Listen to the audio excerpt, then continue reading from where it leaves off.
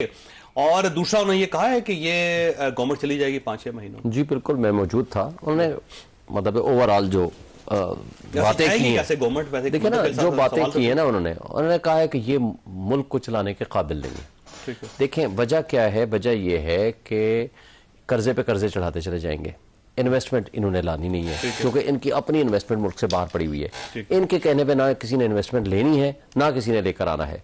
Overseas ان کے اوپر trust نہیں کرتا. اوورسیز کا ان کا رائٹ آف ووٹ انہوں نے پہلے ختم کر دیا اور اس کے بعد ان کے خلاف جو باتیں کی. اور آج دیکھیں جب تک ایک مستحکم پبلک سپورٹ کی گورنمنٹ نہیں آئے گی تب تک اس کے اوپر کوئی ٹرسٹ کر کے اپنا انویسٹمنٹ لے کر نہیں آئے گی. سپورٹ کی گورنمنٹ خیبر پختونخوا میں آپ کی ہے. چیف منسٹر صاحب کیا کہہ رہے ہیں سر؟ وہ کہہ رہے ہیں کہ اینٹ مار دو. دیکھیں پہلی بات تو میں اس بات پہ کر دوں, اس بات کو میں کر دوں نا, پہلے اس بات کو ختم کر کے آگے جاتا ہوں نا. اس پہ انہوں نے یہ بڑی تفصیل سے ڈسکس کیا. میں میڈیا کے ساتھ جب بات کی میں موجود تھا وہیں, انہوں نے کہا کہ دیکھو یہ مزید انہوں نے بجلی گیس کی قیمتیں بڑھانی ہیں, انہوں نے پھر سود دینے کے لیے پھر یہ قرضے لے کے قرضے کے اوپر قرضے. یہ کوئی مسئلے کا حل نہیں ہے. دیکھیں سب سے پہلی بنیاد ہے سیاسی استحکام ختم کریں, استحکام لائیں. سیاسی استحکام کے لیے ضروری ہے جس کو پبلک سپورٹ, جس کو پبلک نے الیکٹ کیا ہے ان کو وہ دے.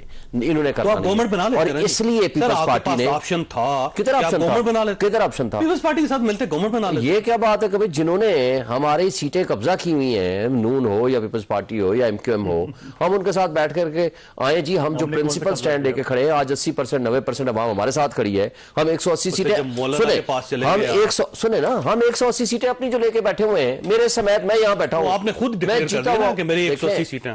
بھائی میں بیٹھا ہوں نا, میرے عوام 45 اٹھا لیں, آپ میری 125 سیٹیں. دیکھیں ہم آج یہ کہتے ہیں, اب کہنے سے تو نہیں ہوتا نا, ٹوٹل 25 سیٹیں. دیکھیں آج یہ بھی تفصیل سے انہوں نے بیان کیا.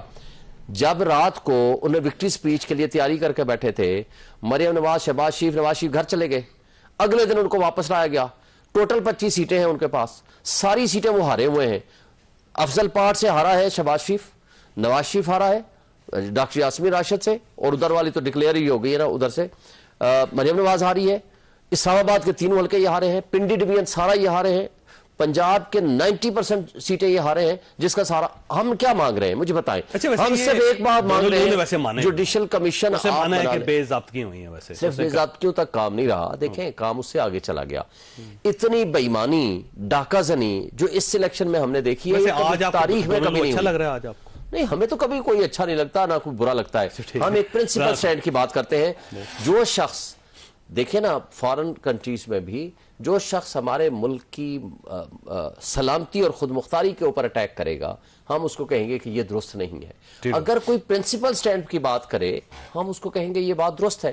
ہم نے بات کو دیکھنا ہے, ہم نے یہ نہیں دیکھنا کہ آج ویسے خواجہ آصف صاحب کی آپ نے ایک ان کا تھا 60 تھا کسی چینل میں, آپ نے پاکستان تحریک صاحب نے اپنے افیشل پیج پہ اس کو آج شیئر بھی کیا اور کہا جی خواجہ صاحب کے ساتھ بڑی زیادتی ہو رہی ہے. تو ویسے آپ کا دل بڑا ہو رہا ہے.